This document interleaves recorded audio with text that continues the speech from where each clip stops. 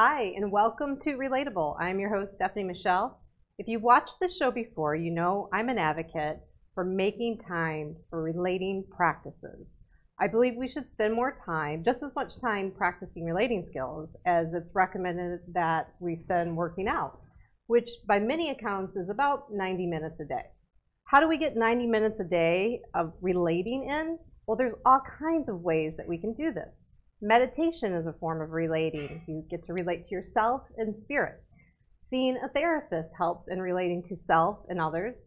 Participating in a group discussion or one-on-one conversation where all participants are encouraged to ask and explore questions is another way that we can get our practice in.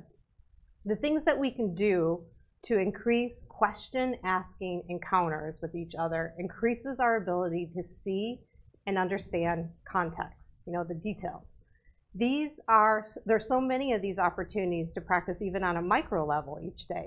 Challenging yourself to ask a friendly question when talking with people, paying attention to micro glances that people make to express themselves, and checking in with them over what does that mean. Sometimes a question as simple as, "Are you okay?" is a key to new levels of understanding and deeper level of relationship. The opposite of paying attention to how you and others are relating is assumptions. We miss a lot when we make assumptions. Today we're going to be talking about something that we're going to be talking about being a vegan. And if you know someone who's a vegan, they will tell you that they encounter all kinds of assumptions about their lifestyle and what they can eat when they talk to other people that are perhaps not a vegan or haven't been exposed to eating vegan. So my guest today, of course, is vegan. Her name is Shauna Walker. She's the author of How to Eat Vegan for 30 Days, a Daily Guide. Shauna is a mother, a wife, a self-taught cook, a choreographer, a midwife in training, an avid traveler, a seeker of incredible people, places, and things that leave one speechless. Of course, that means she's an adventurer, an amateur surfer, and one who believes that dreams do come true. She spends the majority of her time living in Malibu, California with her husband and 2 children. Welcome. Thank you. I wanted to share the book too. I meant to hold this up. This is the book that we're going to be talking about today. It's so beautiful, like the colors and the pictures of your family in here. If the meals are as tasty as the photos in this, we're good, right? You're good, girl. Yeah. You're good then. Yeah. So first of all, welcome. I like to give guests that sit in that chair an opportunity to just like clear anything that's on their mind before we start talking. Is there anything pulling your attention that you just want to? I don't know. No, I am 100% here. Nice. Yeah. All right. There's, it's summertime. You're present in the room with us. I am present in the room. There's nothing else I'm thinking about but this. Awesome. So we're ready to go. So obviously by your bio, you're a very healthy person. Like you pursue a healthy lifestyle. Where did that come from? Like where did you get that inspiration? It's not like it's something that happened overnight. Yeah. I think as far as food is concerned, my family growing up was far from vegan, but my mom cooked every night. Yeah. She always had vegetables and salad and then the meat and the whole, you know what I mean? So I was really raised with cooking, which instead of fast food or going out to eat all the time. So that started there, but then I think pursuing dance when I got older and my vehicle was my body. That also kind of really like how I felt was how I was going to perform, and so then that kind of went that way, and then really traveling and seeing what the essence of life is makes you want the lifestyle. I lived in Europe for years and they take a month off every year regardless of their financial situation, and that's really lifestyle, is like slowing down and enjoying life every day. So I think it's a combination of everything. Got it. So the first moments for your like investigating becoming a vegan, what did that look like? Well, that started when I was a child, before I knew what vegan was. I mean, people ask me like, how long have you been vegan for? I mean, it's really since I kind of came into the world vegan, which I think a lot of people actually do, and they're just,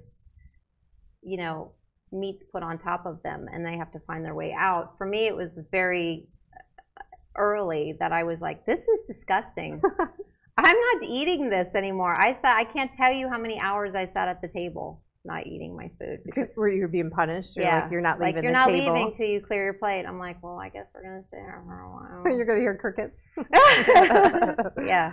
So did your parents eventually come on board or help you be more curious or discover this? No. Or, no. So you really had to get out I of the really house. had to do it myself. Yeah. Yeah. And so did that, like as soon as you were gone, you're like, I'm just going to start? Like what was, I guess.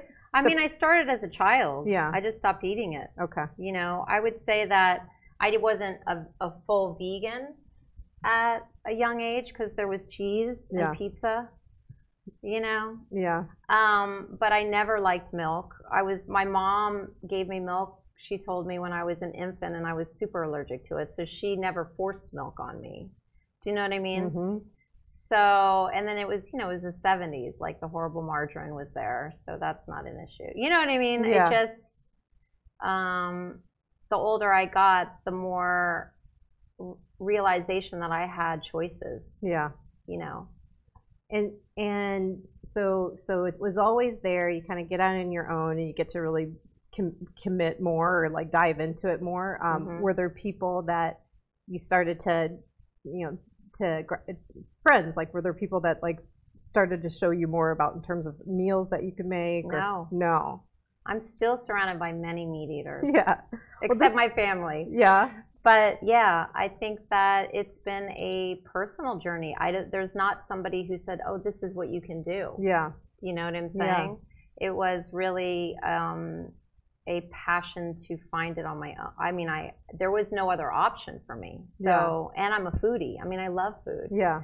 And I think the combination of that and traveling and being exposed to so much different ethnicities of food, there's actually, in this giant world, so many people actually have so much vegan food because it's either cheaper or it's just part of their culture. Not that they're vegan, it's just there's all these, there's so much food out there in so many different combinations that's really, So they just eat like that already, and it's not like, it's not a lifestyle choice. It's just like, look, we can make a lot of dishes with beans and vegetables and we're not even thinking about this. No. Yeah. I liked when you and I talked on the phone about coming on, you were talking about how some of the silly things that people say to you when they find out you're a vegan. Yeah. Like you show up somewhere and they just assume like, oh, we'll just have a salad. You're just gonna have no, that is still, even in 2018, it happens quite a lot. They're like, oh, I said, are you gonna have anything vegan there? I'm mostly asking for my kids because maybe they're coming and I could survive any situation, but they'll, oh God, no, there's tons of vegan food. Oh, there is? And then, it's a salad, or they've got me, for dinner, oh, here's hummus with some crackers, or, and you're starving. You're like, no, I just need a meal. So one of the things that I pulled out of that story, it's like, so you are proactive about when you're going somewhere, especially someone's home, to go, will there be some vegan choices? If they don't ask first. Right. That you ask. Well, most people who invite me to their house know at this point, at this stage, I'm vegan. I mean, especially in America, because they're not, Americans are interestingly social. Like it's not like a, hey, come over, and they don't know you. Yeah. Whereas lots of cultures are like that. You know what I'm saying? They're like, oh my God, we're having a party, come on over, and then I'm like, ooh, I'm not going to say, hey, I'm vegan. I'm just going to make sure I'm okay. I'm going to bring something to the party or eat before I go, or, but an intimate dinner at somebody's house, usually there's a discussion. Is some of that, so maybe bringing a dish to the party to be able to share with people, is that where some of the inspiration for the cookbook came up? Like that? No, no. This cookbook is a full labor of love from like 20 years feedback. Okay. Easily. because I've eaten like this for so long. Yeah. And I love cooking, and I love having people. We have an open door policy. People are always coming over and eating and social playing, and of course I go to many people's houses and bring food. Yeah. But the feedback from everybody, like I said, I'm surrounded by meat eaters. Yeah. Is if I could eat like this, I would be vegan too. Like, wait a second, you know, a light bulb goes on and then they go, could you help me? Could you write, like, what do you eat for breakfast, lunch, and dinner? Could you write this down for me? And then I'm like, oh my God, I've got to write a book. You know? So you basically were preparing, like with all of your travels, you've experienced all these different tastes. Yeah. You know, and you were preparing really awesome vegan food. And Yeah. people were, your media friends were like, Always. oh my God. They're like, I would eat like this every day if I could. So this is probably misconception number one, that Yeah. a person that's vegan doesn't have this like wide variety of taste and Yeah. texture. And like, Right. Immediately I think, and I'm not vegan, I've been thinking about it for a long time, but immediately, even in my brain, I'm like, Right. I'm going to have to give up something. I'm going to have to give up a taste. That's the most preconceived idea. Yeah. You know, that it's a diet. Yeah. Now, in fact, that's the number one misconception. So you can is there a taste, and this might be an unfair question because you've been a vegan for so long, so if it's unfair to say it is there a taste that you can acquire at being a vegan? You know, like That you like can ice, acquire, what do you mean? Or can't, like, so you can't get an ice cream taste, or like, you know, is there something that you can't achieve? I mean, I know like right now, there's a company that made the Impossible meat, right? So you can have this Impossible burger. I've had it, and it tastes pretty good, you know? Okay. So we don't have to, so you can check that off. You can still have a burger and something that tastes like a burger. Oh, so you're saying if you're a meat eater and you're trying to replicate familiarity. Yeah, things that maybe like the comfort foods that we like. The comfort food. Yeah. Well, so I think of cheese. I do think of meat. Okay, so yes, the Impossible Burger apparently is huge. Yeah. I'm not a fake meat eater because it creeps me out. Like, so I'm never, personally, I'm never replicating the fake meat. But I know plenty of people who do. Yeah. So I've actually eaten, I've been with friends eating the Impossible Burger, and they're like, oh, this is kind of, I feel like it's a bridge, because honestly, this is really the truth. If you've ever talked to somebody who went from meat to vegan, like really did it, your taste buds and everything about it changes. Your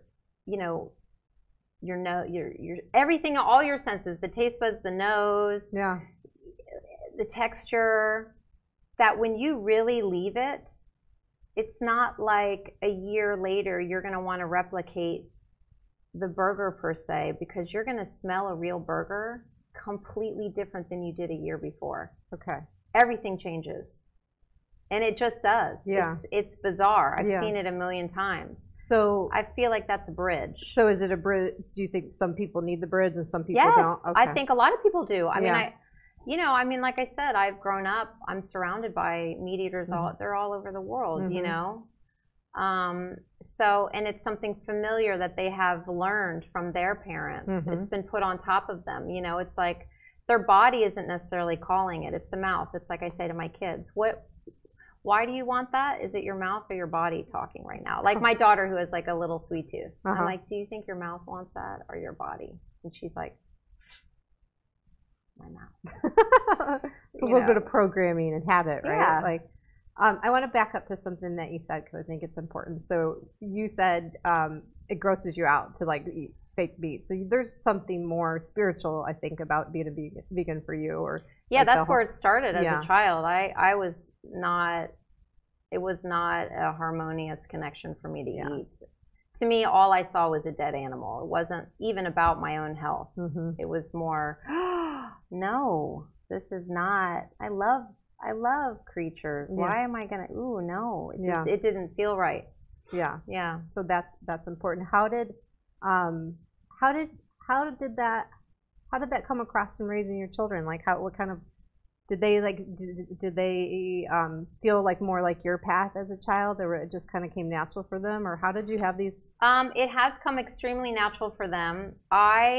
So because I was forced to eat meat as a child, I felt like when I had kids, I was going to raise them vegan until I felt like they had all the information and they were solid young humans and they could make their own choice.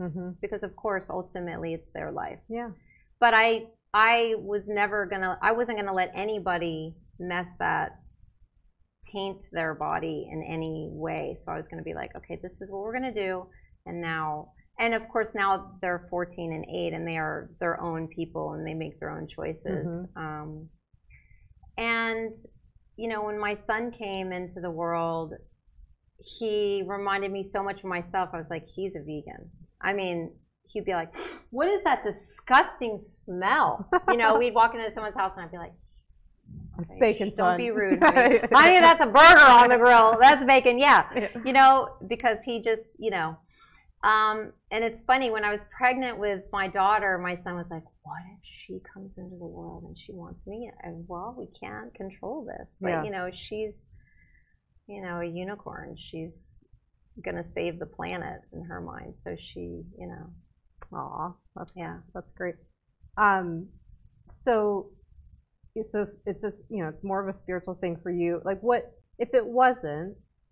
What do you think are the most compelling facts about not eating meat? Like, what are some of the ones that you resonate with the most in terms of the health and well-being of your body, your mind? Like, what makes sense to you? You know, people ask me this all the time. It's really, all of them are equally. I mean, if you want to just take out the spiritual aspect of it, because to me, one doesn't ride over the other. You've got this major thing going on in the planet with farming of animals and how it's really destroying our environment. That alone is enough. Yeah. Do you know what I'm saying? Like, even if you're like, I'm going to sacrifice, forget about the health of your body. I mean, you could pick anything and they're all equally resonate. That's top on my list. I love animals. This is an animal-friendly studio. We have dogs up here mostly. Most of the time that we're not filming. And to, you know, I love documentaries. A documentary film, and I watched a couple. And that fact alone of like how many cows are crammed into an area, like just the inhumane way that animals are treated for the production of, and that's beside the environmental, you know, effects. I mean, that's like a whole other the thing. treatment. I mean, it is. It's a huge basket of things that you could pick from at this stage. It's not. You know, is there any in terms of what meat and meat products, in terms of like what kind of cancers or things that they cause? Like, what's the thing that kind of, again, I know there's a lot. I mean, they link so many diseases to the ingesting animal products because it makes your body so acidic, and acid promotes disease. And isn't it also though, Sean, like the way, like, so the way that they're getting meat to a grocery store, like what they have to put in it to make it okay and not kill you when by the time you eat it is part of the process too. Because if you know, if we look at early meat eaters in our country, like it would be their own cow. Like there would be no distance. You can't even compare it. You know, people are like, oh, I'm gonna go back to the old. It's too late. You know, to say I'm going to do the paleo diet. How can you do that when you're getting your animals from this mass-produced, injected with hormones and blah, blah, blah. You know, they say there's no such thing as even the egg. You know, free-range chickens are not really free-range in your fantasy free-range. Do you know what I mean? You can only assure that with an egg if you get that from somebody who has their own coop. And they, you know, at the farmer's market, you know, that's pretty much the only place. But in the grocery store, it's not happening.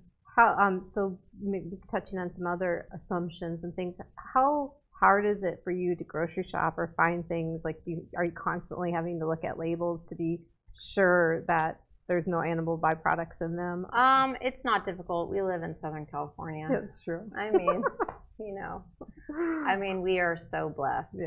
It's not hard. And I'm not really a processed food eater. Is there something, so if somebody's watching in the Midwest, like, you know, the tip is definitely farmers markets or things. Farmers market. I mean, you know, I travel a lot. You can find it if you want it. You know, there are, even in the boondocks, little, I have been in Alabama where it's just French fries and meat and disgusting, like just fast food, and you'll find a little organic food store.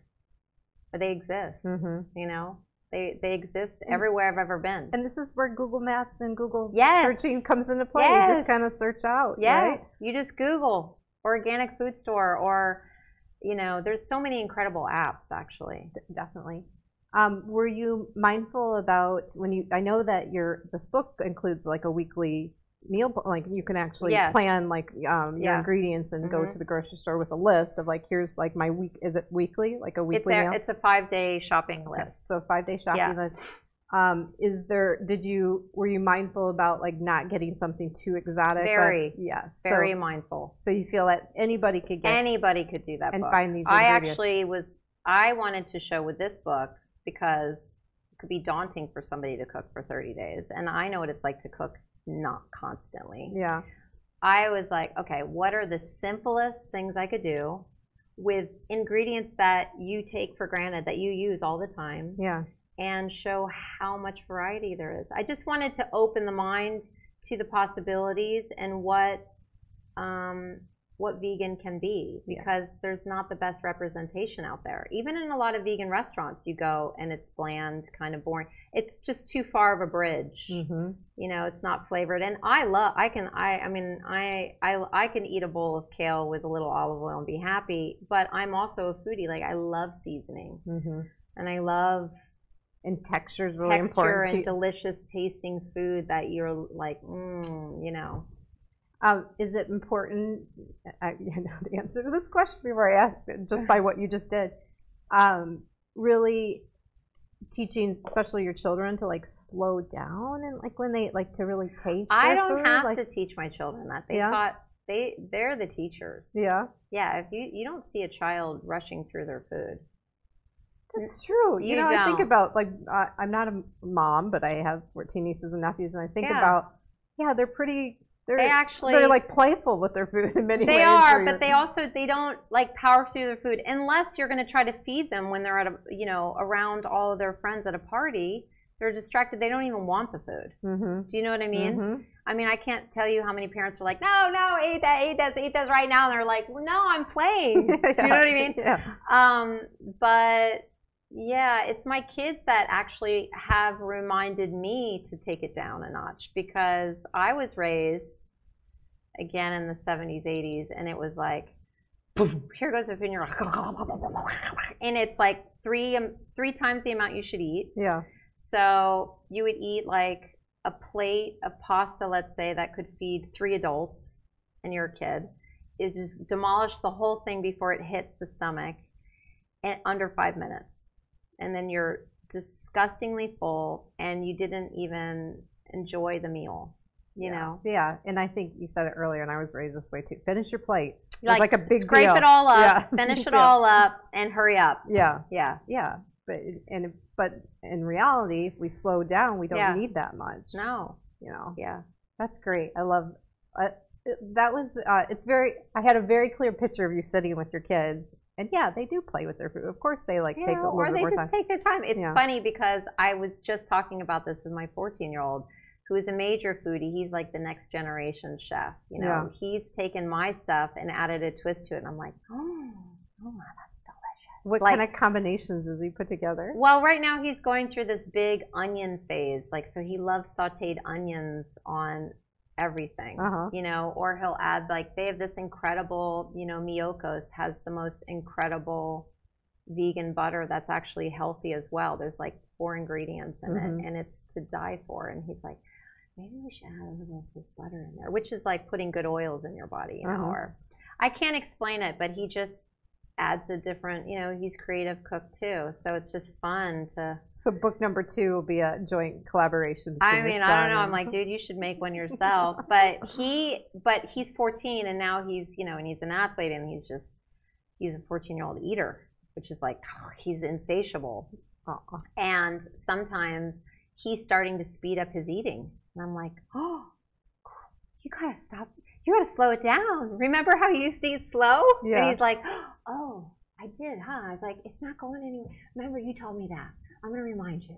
I love that. I love the idea of families having dialogues about food and not just pop it on the table. Oh and my like, God, that's all we talk about. Yeah, I love that idea. Yeah, that's all we talk about. There's so much relating that it's talked about at the beginning of the show, like how we need to have more relating in our day. And this is another micro moment of like, just how are we relating with our food? How did we relate last week with the food? How are we relating with this meal? What's different? You know, I love that. Yeah. Like seeing you do that. So now I'm kind of going back to the misconceptions. So if people are on the fence and like, you know, they've seen different things and they're curious and they think it's going to be hard. What about dining out? Like, you know, we've already talked about you can find a vegan restaurant easily whenever you go. If you happen to end up with a group of people that didn't pick a place, that's actually very common. Yeah, that's more common than finding a vegan restaurant. Right. So how do you? You know, it's going back to what we talked about before, which is vegan is not a diet, and I can't stress that enough. Because it's not a restriction or a diet. Yeah. So when you're living the lifestyle, there is no other option. It's like saying, what am I going to do? I don't know. I'm trying to think of a comparison. It's just, you go to the restaurant, you're going to look through, okay, so now it is 2018, so that things are a little more conscious. Yeah. So often they will have a vegan meal. If they don't, maybe they have a vegetarian meal. And if they don't have that, which can happen too,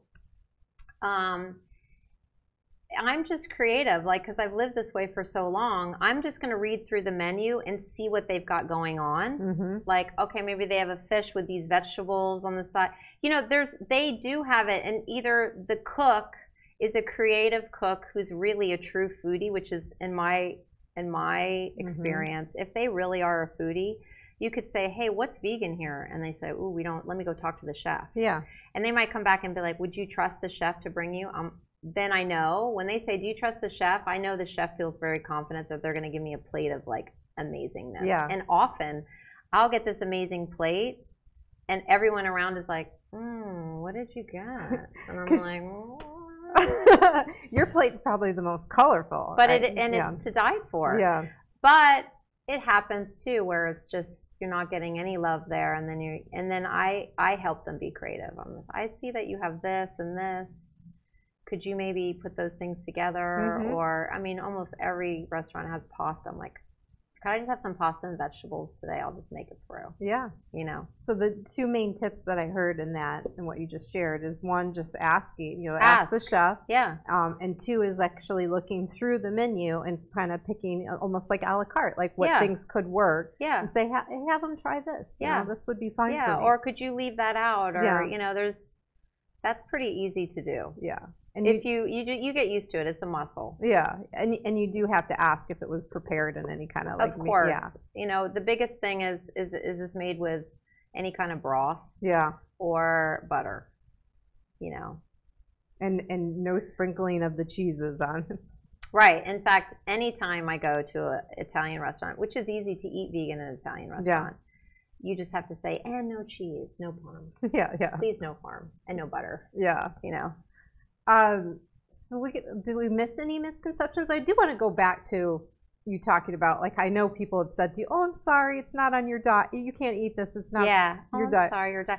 Actually, a huge misconception, even bigger than that there's this crazy protein myth in the world.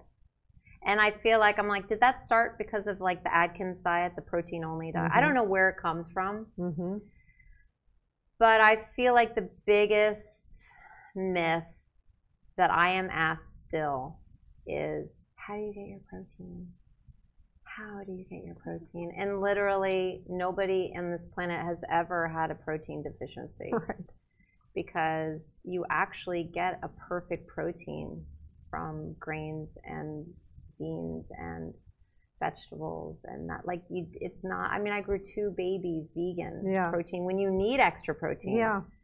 It's just a misconception. Yeah, like do we have any medical cases where somebody developed something that from a deficiency of I've had people say, "Oh, and my children are great." I mean, that actually it's kind of amazing. They're like my poster children, because people will say, "Oh, well, you're all okay, whatever," and then well, what about your kids? And then they've only been vegan forever, and then you see them and they are a bright light of glowing, radiant health. Yeah. And then they go, "Oh, okay, that's interesting." Or, am I going to be tired? I do a lot. Someone said to me the other day, I do a lot of working out. And will I get enough for the energy? Yeah. And I'm like, yeah, you're going to feel better. Yeah. It's doable. Actually, you're going to feel just fine. Yeah. I mean, you can't go vegan and say, oh, I'm just going to now eat bad food. It seems like this is kind of an urban myth, like that when we didn't have the internet and ways to like look up amazing meals and search out ingredients, that perhaps somebody could have like, oh, I don't want to eat meat, and went to the grocery store and just bought some vegetables and couldn't combine it, and and weren't getting the vibrance of food as energy, and so that's like out there, but it's like it's past. Like I do recall people saying, "Oh, look at this person; they're so weak." They're saying silly things like that. Oh, sometimes people say to me, "Well, you're like the healthiest vegan I see. I know so many sickly-looking vegans." Where's that coming from? And then you're like, "Are they sickly because they're vegan? Yeah. Or are they just sickly because they're sickly?" Maybe like, there's a lot of sickly people in the world. Like, it's not. You know what I mean? Yeah. Yeah, like that's the contributing factor to it. Because again, it's not a diet. Yeah. It's just, there's so many factors to health. Yeah. Yeah. It's a choice. Like this is like a complete, like you've chosen, like said, reading your bio and even seeing your color, you're vibrant, you came in here with a lot of energy. You choose to pursue healthy things or what's best for your well-being, and this happens to be one of them. So it's not, when someone says, "Oh, I'm sorry," it's like, don't be sorry. You've given nothing up, literally, to do this, and to raise your family this way, and it's more of a choice. I mean, it's like tasting the good stuff. Yeah, you taste you just want to keep eating more good stuff. I mean, it's not just the good stuff in food, but all of it. It's just when you're living a healthy lifestyle, it's everything.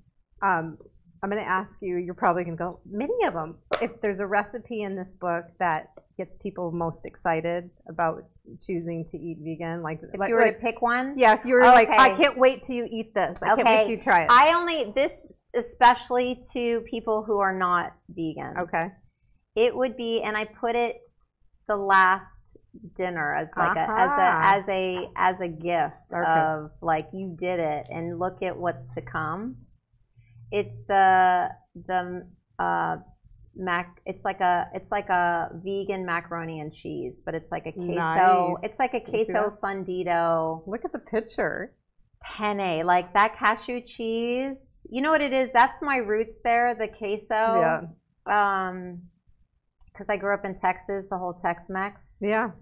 And it's all that queso. This is probably the one I have to start with. You to be honest, you're gonna eat that. You're gonna eat that, and you're gonna zoom right back to the front. I'm sure of it. It's not giving up meat. That's the hard thing for me. It's cheese. I know. It's cheese. I know, and my husband and I have joked about it forever. When they capitalize on the cheese, and they're doing it. Yeah. You need to go buy that Miyoko's mozzarella. It's ridiculous. But this cashew cheese in here you could make that and bring it to a party and they won't know. I've tricked people. I have tricked people with that queso. You can dip chips in it. Oh no, it's everything. You can't trick any of your friends at this point. They know what you're up to, right? But new people. I've tricked family. You have? I have. Because your family's meaty of yours still. My son's like, don't tell them. They'll think it's cheese because they know you're not creeped out by cheese. They'll think you're doing it. I've got like a no meat policy in my house. Yeah. Which, makes some of my family members crazy in the past. Like, what? I can't bring in like a salami? No. And this is the only sanctuary here. No, there is nothing coming in here. That's awesome. What do you do for Thanksgiving? Like, what's the meal? Oh, I mean, it's just a Do you change- smorgasbord of deliciousness. Yeah. Yeah. Do you change it up every year, or is there some traditional pieces that end up? I mean, honestly, some years I don't even cook. We got to eat because my husband has been doing a giant Feed the Homeless event every Thanksgiving that just keeps growing and growing and growing. It's like all over the United States. So we do that all day. And by the time it's time to eat, we're just like tired. Yeah. But, there's everything from like vegan pot pies, which that's in there. Ooh, that's another thing. To all kinds of delicious things. Just flipping through here, I'm excited. I'm excited. It just so happens, if you do Shauna, it, you're gonna have to tell me. I'm due to go to the grocery store tonight, so I could like actually start this. You could. Yeah. It's really easy. It's really easy. Well, it sounds like it, and you're so encouraging. I mean, if your energy's in this prep, like I don't think it is. That is a full labor of love. That book. Yeah. I mean, I'm not. I'm a creative cook. I go into the kitchen and I look around, and then that's how I make. Yeah. So making this book was like, oh my God, I have to put myself in a bottle and figure out how much I would put of each thing to do this one thing. Yeah. It really it made me have to really focus on what would you put in there. Yeah. But yeah, I'm really happy with it. Nice. Yeah. Is there, before we kind of switch gears and show, is there anything else that you'd want to say just to encourage people to maybe, try this, be curious about it? The handy thing is sometimes it's daunting for people. I mean, in one sense, the 30 days is, there's all these challenges. Like, I could do 30 days. What's 30 days? You know what I mean? I mean, if somebody could go for it for 30 days, they're really going to feel different. They're going to see things differently. But because the shopping list is every 5 days, they could be vegans during the week and party on the weekend. Do you know what I mean? Yeah. I mean, or they could say, I'm going to do 5 days a month. Yeah. Let me just try that. Or, like you're going to try a recipe. Yeah. It's just knowing that you could follow the guide, because it's the guide. I find a lot of people have a hard time making the transition to the lifestyle with just a vegan book, because it's daunting. Like a cookbook, ironically, I'm not even a fan of cookbooks, because I love to look through cookbooks. Yeah. But to follow it, it's just like, oh, I have to get, what is that they want me to get? You know what I'm saying? Yeah. And I think it's too hard. There's no bridge. You need a bridge. Yeah. When you've only eaten a certain way your whole life, and now you're going to go vegan, you're like, what? Yeah. I appreciate that about you, that you're saying, look, build off your curiosity. Yeah. And this does not have to be a rigid thing. Like, No. just try. And like you're inviting people to just have their own experience. So like they can make the decision after preparing a few of these meals, or taking 1 week, the 5 days at a time, and then deciding what to do. But yeah. But be curious, be loving on yourself as you try to. I mean, it's difficult for people to just go hardcore radical. I don't think that's it's hard to break a habit per se. So it's easier to introduce something new. It depends on where you're at. Yeah. Somebody who was battling with health issues would probably be more apt to go for the 30 days, because they're going to get the biggest impact. Or someone who's like, I really want to shed this extra weight I've been carrying around.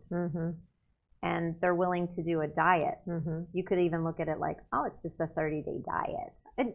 And I think somebody that's just not liking how they're feeling in the world. Because honestly, and you know this, but because we don't know where everything comes from, like there's potentially something that you're putting in your body that actually you're having an emotional reaction to, and you don't know. Like that, it just like, I mean, your body knows, you are what you eat. Yeah. It's true. Yeah. I realized that I'm a big coffee drinker, and I love lattes, and I don't use milk in lattes anymore at all. It's a plant-based milk that I get from Whole Foods, because it's like I was so conflicted, and like I love my coffee, but but something was not right. So that's gone. Well, let's see a step like that. But sometimes that is the step that gets you going. That's the light bulb.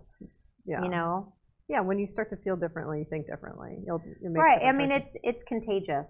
Yeah. You know what I mean? I mean, you know, people who will do a cleanse and they'll say, oh my God, I feel so good. And then, oh wait, I can't. They're not going to just dive in. Most people are not going to just like go right back to the crap. Yeah. You know? Yeah, definitely. All right. Well, I will definitely be sharing the link for people to get this in the archives. So Thank it'll you. be very easy for people to do this. I'm going to do it, so I will let you know. Please I don't let know me know how I'll do it, but I'm well, going to. I mean, I'm gonna whatever. do Or something. even if you just make a dish, let me know. Yeah, I will. I'll let you know. I love the feedback. Oh, one last question. How long did you concentrate on how long each dish takes to prepare? Like, can you tell people easily? Like, it's super simple. I would say there's only a couple of dishes near the end after you're already a seasoned vet. I would say everything from beginning to end is under 30 minutes. Good. Great. Yeah. See? Easy. Easy. We all have 30 minutes somewhere in our day. I mean, really, a lot of them 15. Awesome. Yeah. Okay, so we're going to switch gears. Okay. We're going to do two other things while you're here with us today. So I'd like to kind of point out that anytime when you're relating with someone, the circumstances can change. Okay. And the easiest way that we can do that on this show today is just ask you an off-topic question. Okay. And sometimes they're very silly, and I have no idea. I'm just going to randomly pull from But you have box. a card? Okay, Yeah, I'll let you pull, actually. You can pull your Okay. own question. You can ask me one, too, if you want to. Well, yeah, that seems fair. Maybe Okay, you want to do that one first? You Okay, first. all right, great. What extent have you gone to when you had a crush on a celebrity? Glad that's your question. Really? I'm gonna make you answer that now. I not very far. Like because I look at especially now. That's one-dimensional. Like that's how you see a celebrity that you don't have any interaction with is like a one-dimensional view, and so I don't trust myself to go. Oh, this person and I would totally get along because I'm not really knowing. I don't know if they're putting up a front or know acting a certain way because of their celebrity. So I wouldn't go that far. I mean, I follow a couple celebrities. Yeah. On Instagram or in social, and have crushes that I like admire people, but I don't think I would, like do anything. No, elaborate. No, I don't think so. No, that'd just be too weird. All right, I'm gonna ask you one. Okay. Let's see if we get a good juicy one. Oh, I can answer this one for you. The question is, have you ever been a smoker? No. Yeah. I doubted very much that was going to be the case. We'll do two more. Two more? Yeah, I'll do. You can do one, and then I'll do one. Okay. Okay, what grade would you give yourself for environmental responsibility? Oh, look at the box staying on topic. Yeah. Well, definitely my grade is lower than yours. That's okay. I was very sad that my friend that went grocery shopping with me is going to laugh about this. There used to be like a toilet paper that you could buy without the roll in it. Yes. And it's like Scott. I think Scott is the brand. They're not making it anymore, and I'm like, that was like one easy thing I could do. That was an easy no-brainer. Yeah, because I'm not that great about sorting recyclables. Really, I think the question shouldn't say what's your grade? It should be like, what can you do to up your grade this year or this month? So one of the things that I can probably say, I don't own a car.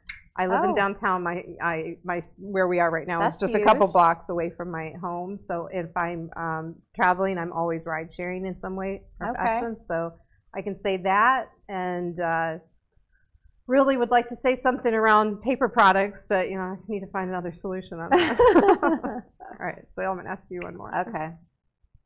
These are fun, aren't they? They are fun. This is funny. This could be a long question. What don't women want?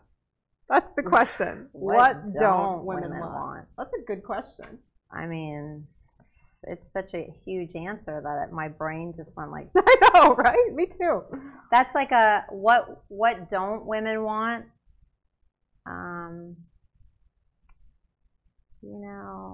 Gosh. I think I got it. Okay. I'll see if I have an answer for both of us. We want nothing to be one-dimensional. Like it is kind of like it's this expansion and openness and at all times communicating. No assumptions. Yeah. I think my biggest pet peeves in terms of like male-female relating is being judged strictly on your outside Oh, and not yeah. without any like, how can you be woo-wooing me? You don't even know what I'm about. Right. Like, how are you pursuing me without asking one single question about Right. what I'm about and what I Right. care about? Like, Right. that's kind of annoying. So it's Yeah. a dimensional thing. I would agree. Yeah. I mean, how could I not agree? Right? How else are we going to answer that question? I mean, yeah, that's a big answer. That's like a show. That is a whole other topic. That's a whole- bring back some of our favorite female guests, and we'll just sit in a round You know, it'd circle. be funny. Those cards remind me. My son has a game like that, but it's would you rather?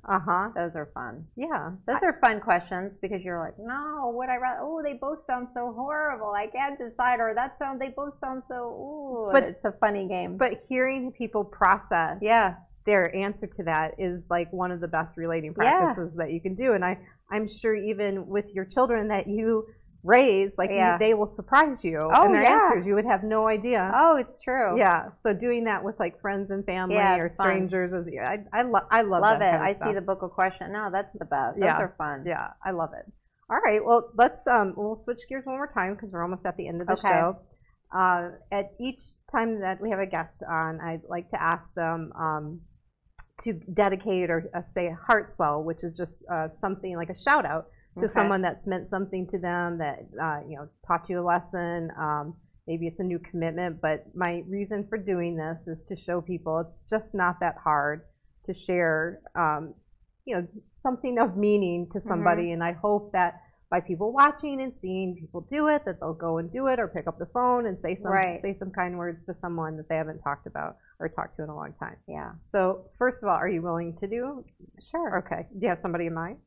Well, I mean, I've got, Okay. So you can look at the camera and like say to this person, you can, however you want to address them. I mean, first I would say, I think that you could have a huge list of people. Absolutely. And situations. But at the very end, I'm most grateful for my family. This tribe that I created with my husband and my 2 kids. They're my everything.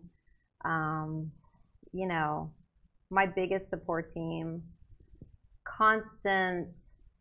I'm constantly surrounded by their love and support on a daily, minute by minute experience. They're living the dream with me, and I couldn't do it without them. It's just, the gratitude is all the time. I think about them and I'm grateful all the time. I've been really blessed with them. So without getting too much farther, because when I talk about them too much, it all just, I love them so much. Thank you.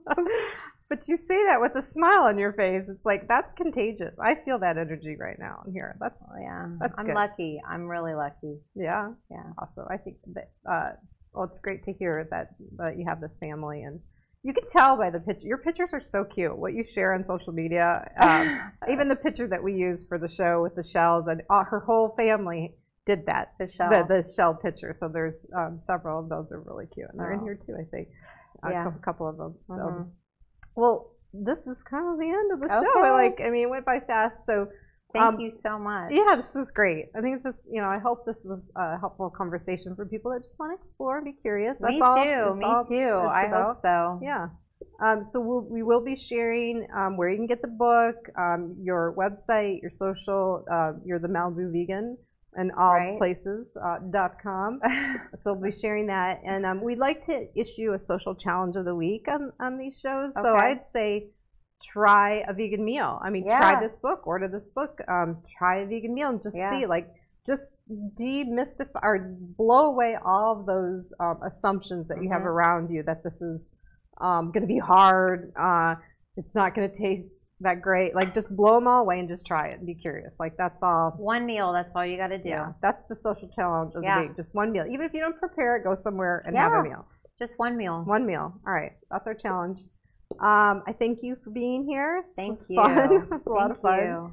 That brings us to the end of the show. So next week we're going to have a very funny and real lady, Heidi Master Giovanni. I hope I got that right. It's a very long last name.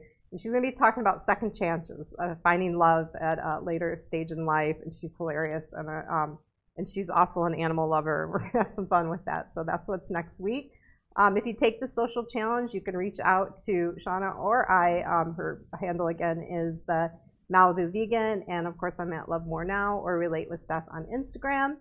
And that pretty much wraps up this show. As always, I just want to encourage everybody to relate with more curiosity in everything that you do. See you next week.